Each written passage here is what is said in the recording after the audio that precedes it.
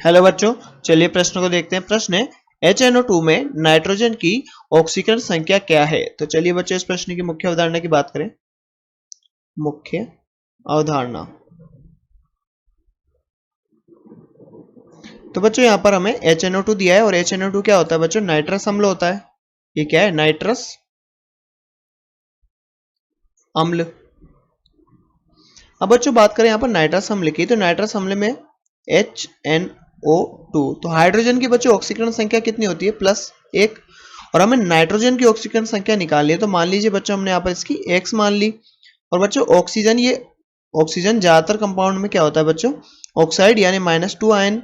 -2 अपनी ऑक्सीकरण संख्या दर्शाता है और यहाँ पर भी ये -2 अपनी ऑक्सीकरण अवस्था दर्शाएगा।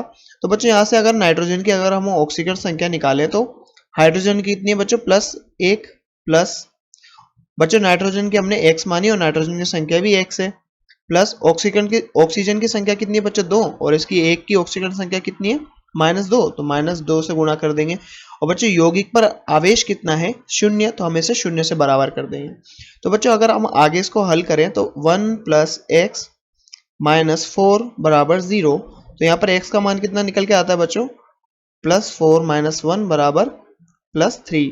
तो यहाँ x का मान बच्चों +3 निकल के आता है। तो यही बच्चों क्या होगी? नाइट्रोजन की ऑक्सीकरण संख्या +3।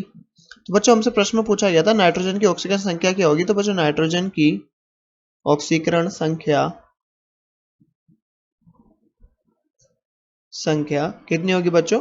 +3 होगी। तो बच्चों आशा करते हैं आपको प्रश्न समझ में आया होगा। धन्यवाद।